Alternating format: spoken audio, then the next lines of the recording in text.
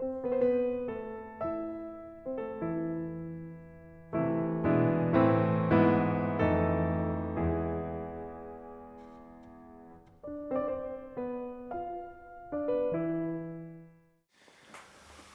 Ugochukwu, bonjour. Bonjour. Vous avez publié aux éditions L'Harmattan Biafra à la déchirure, sous-titré Sur les traces de la guerre civile nigériane de 1967 à 1970.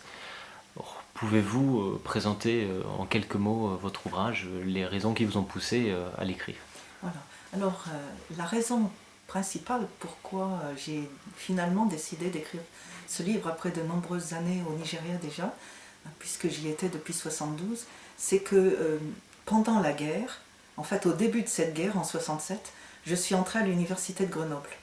Et j'étais là, donc je faisais mes études, et j'ai découvert cette guerre dans un endroit que je ne connaissais pas, puisque à cette époque, le Nigeria, étant anglophone, était très peu connu en France. C'était en dehors de la francophonie. Et j'ai découvert cette guerre et j'ai été plutôt choquée par les nouvelles que j'écoutais à la radio. Et donc j'ai décidé, puisque j'avais rencontré des gens, d'autres étudiants qui venaient de différents pays, et parmi, dans ces groupes, on parlait un peu de la guerre. Donc j'ai voulu en savoir plus. Et de 68 à 70, donc jusqu'à la fin de la guerre, j'ai commencé à écouter les nouvelles de manière régulière, d'autant plus que ça me préparait à revoir mon anglais, puisque j'avais souhaité étudier l'anglais à cette époque, mais je faisais autre chose.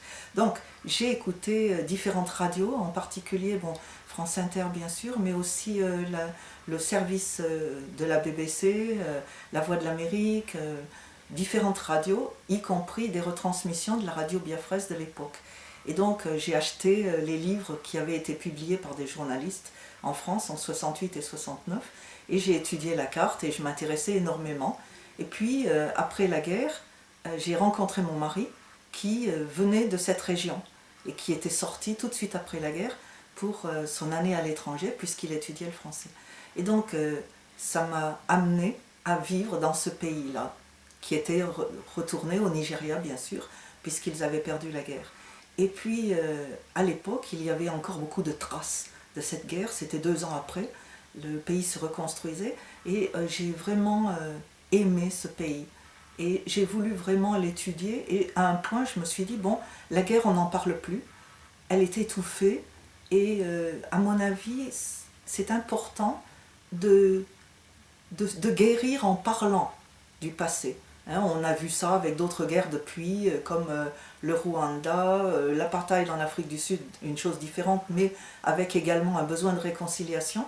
Et ça n'avait pas vraiment eu lieu au Nigeria. Donc je me suis dit, bon, il faut parler de ça. Et ce qui m'intéressait, c'était de voir l'impact que ça avait lieu. Donc bien sûr, dans cet ouvrage, j'ai résumé mon expérience de la radio et de ce qui s'était publié en France à cette époque, mais également j'ai étudié la littérature, romans et essais sur le sujet, et pour voir ce qui vraiment se disait et comment cette guerre avait changé ou non les choses dans le pays.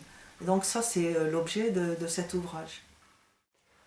Alors, quelle autre source avez-vous utilisée pour écrire ce livre? Et question secondaire, à qui est-il destiné? Oui, je me suis intéressée en particulier à l'Internet, parce que je travaille beaucoup avec l'Internet. J'ai été tout un temps à l'Open University en Angleterre, qui enseigne en ligne, bien sûr. Et si on étudie, si on fait une recherche avec Google, par exemple, ou un autre moteur, on constate qu'il y a énormément de choses sur l'Internet concernant cette guerre, qui est appelée soit Biafra, soit une guerre civile. Mais en fait, ce n'était pas vraiment une guerre civile, puisque c'était une guerre d'indépendance. Et il y a énormément de choses, et je crois qu'on peut dire que l'Internet est une façon détournée pour les gens qui veulent dire quelque chose aujourd'hui, de le faire sans qu'on les bâillonne.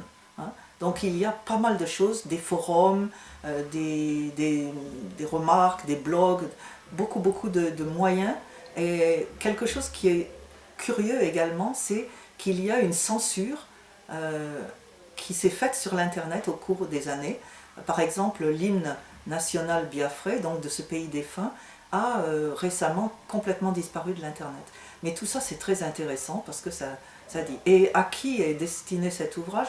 Ben, il est destiné, bien sûr, d'abord au public français, que ce soit un public universitaire ou un grand public, qui a besoin de savoir un peu plus, d'en savoir un peu plus sur cette guerre qui date quand même d'assez longtemps maintenant.